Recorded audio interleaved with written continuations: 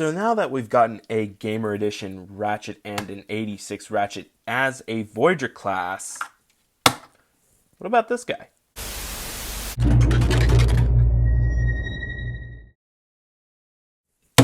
What's going on, everybody? Republic Cinema here, and in this video, we're going to be taking a look at the new Transformers Studio Series Gamer Edition War for Cybertron Ratchet. Now, before I continue anything on this review, I would like to point out that I've never been able to play the War for Cybertron games, so I don't know anything about this character. Or specifically, the War for Cybertron version of this character is what I meant to say. I believe those games are supposed to be re-released sometime later this year, although we kind of have a month left until that. Doesn't mean I'm going to buy and play those video games right away. I want to think about it before I do that. Until then, we're finally going to be taking a look at this figure. I know I'm kind of late. This figure kind of came out, I want to say a month or two ago, or I think it was a month ago. So anyhow, when I first saw images of this guy, I thought it was pretty great, just from the pictures. Sure, he did look like he had a considerable amount of kibble, but one thing I noticed was the backpack, which we'll talk more about later. But anyways, before we talk about the figure, I would like to talk about the packaging. So starting off on the front side of the box art, here we have the artwork of Ratchet along with some words, names, and logos. On the top is the Transformers War for Cybertron logo, and on the bottom is all usual. On one side is a zoomed out look to the artwork of Ratchet, then turn to the other side is a more zoomed in look to Ratchet. Then lastly, you turn to the back and you get a little more info on what you get inside the packaging, such as the accessories and the backdrop. But anyways, that's enough said with the box art and the box itself. Let's move on to the figure. So starting off, painting and sculpting is,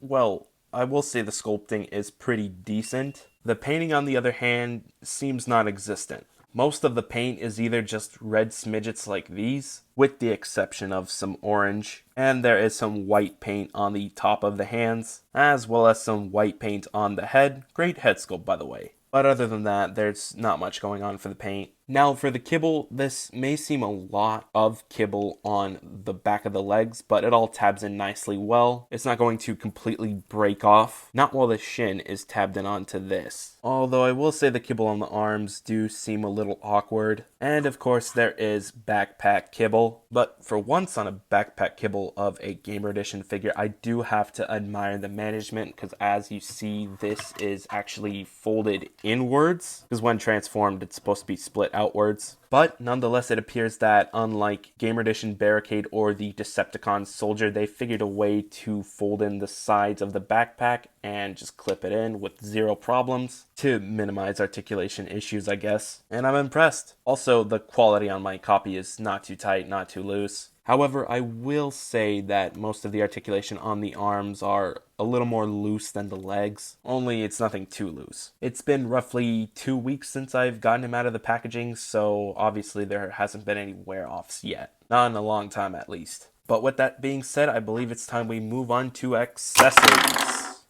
Not sure why I'm still doing that. Now, starting off with his rifle, or at least I've heard that this is a reviving tool, I believe. Anyhow, the tip spins, and to plug the weapon onto the arm, all you gotta do is replace the arm out and put this one in. And there you have Ratchet with one of his accessories. And it moves around just fine. In case it bothers you, you could always flip it to the other side, but again, that's gonna look a little awkward. Just to clarify, there are no arm movement issues when the gun is tabbed in onto the rest of the arm in this position. But anyways, for the arm storage, you can go ahead and tab that onto that tab right there. The same could be said for the gun. But anyways, moving on to his axe. Now, real quick, I would like to compare it to Optimus's axe. Of course, Prime's axe is a little taller. And much like Prime's axe, Ratchet's axe is also packaged in separately. However, this one disassembles to 2 pieces and not 3. To have Ratchet with his axe, all you have to do is drive the handle onto that slot of the arm and make sure it drives upwards. You come back with the important part of the axe and tab it right there. And here you have Ratchet equipped with his axe. I am curious to know how much damage this weapon deals to Decepticons in the video game. The weapon storage is once again the same. And one more thing, for creativity, you could take this tab right here and snap it onto the slot on the axe, and there you go. Although I would like to point out it doesn't stay in the best, however it does tab in, but nonetheless I still feel like the weapon storage should have been handled a little better. But anyways, now moving on to articulation. Ball joint at the head. Head can move up and down and can swivel, a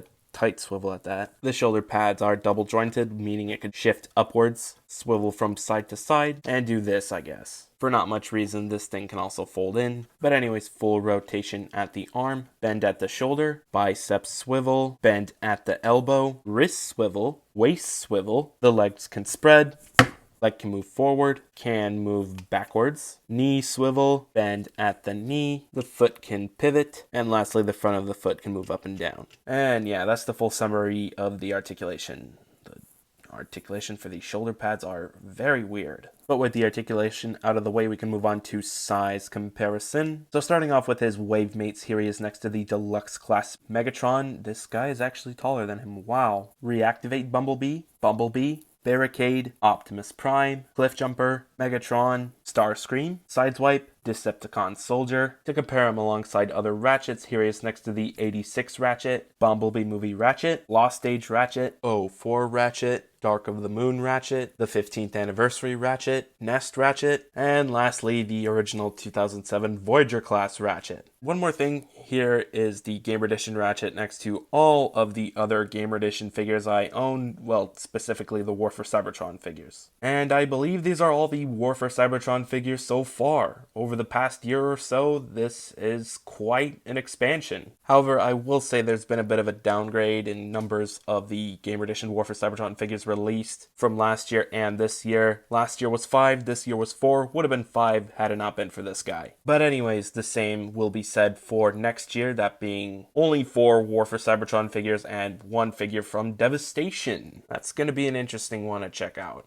All of them are going to be interesting to check out, even though 3 or maybe 4 are basically just going to be redos over the previous versions, of course. But so far, out of the 9 Gamer Edition War for Cybertron figures we have so far, leave a comment down below which one is your favorite. And now it's time to move on to the transformation. Spin to the back and push all this out. Unfold the sides right here. After that, you come back to this and fold this in basically like that. Same thing with the other side. And after that, push the front of the top of this figure forward. Push the head inwards and flip this whole section upwards. Okay. This part also confused me a bit, but make sure the arms are straightened. And after that, you want to move this up like that. Move it up slightly. Rotate this part right here, and then this is going to be a little hard, but you basically want to untab this and move it down, and then tab that slot onto that tab right there, as well as the slot on the arm tabbing onto that tab right there. And after that, that's one arm tabbed in. Once you're done folding in the other arm, you can go ahead and collapse this whole flat section in. Make sure that those tabs tab on the front, as well as the tabs on the arms tabbing onto the slots of the top flat part. Make sure the other side is like that too. My copy's got some issues. But anyways, moving on to the legs, rotate the whole waist and, interesting. Starting off with the first leg, rotate it 180, untab the shin. Oh, and before you turn this whole part into a piece of spaghetti, make sure that the foot is closed in and this part is folded inwards. And then you can safely move this out right about there. Flip open the bottom panel, make sure it tabs right there. Shift this top part frontwards until that tabs in right there. Once you have that done, you can untab that part right there and make sure that this whole part collapses onto that part as well. Make sure everything tabs in nicely well. Also make sure everything's straightened. Collapse the shin. Once you folded the other side like so, you're going to make sure that all these tabs are plugged in onto each other. The same goes for the bottom. And here you have Gamer Edition Ratchet in his alt mode. And I gotta say, this is a pretty interesting alt mode, simply because it also has the chunkiness like the other Gamer Edition War for Cybertron Autobot alt modes. Oh, and one more thing I completely forgot to mention, which is the first thing that you do, is fold in the Autobot logo like so. I knew 2 Autobot logos looked a little off, But anyways, you're supposed to have one on the front. And it seems to me like more painted parts appear to be more visible than they were in the robot mode. Quality is all right. Overall, the wheels roll well. And the robot mode kibble management is nicely done. It's nowhere to be found. Oh, and remember all those orange-ish parts that were separated from each other? Yeah, they all met together during the transformation, and this is what it looks like. Pretty cool. For weapon storage, you could have the gun placed on the back of the vehicle, and the axe basically just falls flat on the top. I'm not sure what purpose it serves in alt mode front or rear defense. Forget I said rear defense, it barely works. I suppose it's best used as a last resort missile launcher. Although for you, Ratchet, you might as well say goodbye to the very thing you hold the axe on, because it would have blown up in a bunch of Decepticons' faces. Wait a minute. Anyways, back to what I said about the gun being placed on the top of the axe. All you gotta do is just do the same thing. And there you go. There's weapon storage for this guy. The gun can also be used as rear defense. And now I think that's pretty much all I had to say for the accessory storage. For a brief comparison, here he is alongside the Cybertronian Bumblebee Movie Studio Series Ratchet, the 86 Ratchet, and here he is compared alongside the two together. For the record, I didn't go full out on the alt mode size comparisons.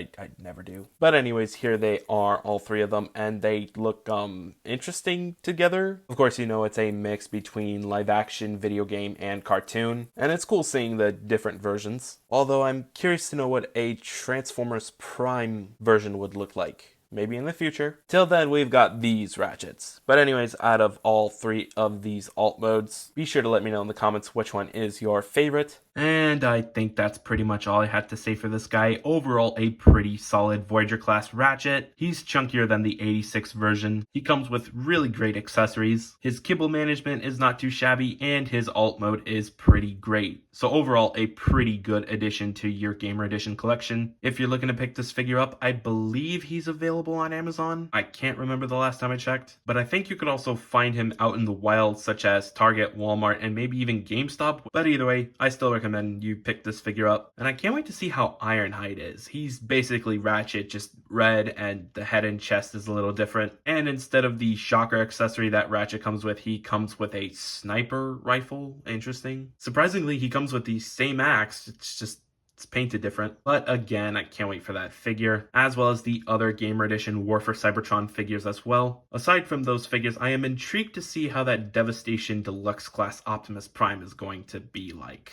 I guess that's something I'll just have to check out when I get the figure, but that's not going to be until a long time. Till then, this is the last Gamer Edition / video game figure to review this year. And don't forget to let me know in the comments whether or not you like this figure. But anyways, with that being said, if you like what you saw in this video, be sure to slam that like button, share this with your friends as well, turn on post notifications so that way you don't miss another video. Let me know how I did in this video, and most importantly, be sure to hit that big red subscribe button. And yeah, I think that's pretty much it. Thank you very much for watching. Teo!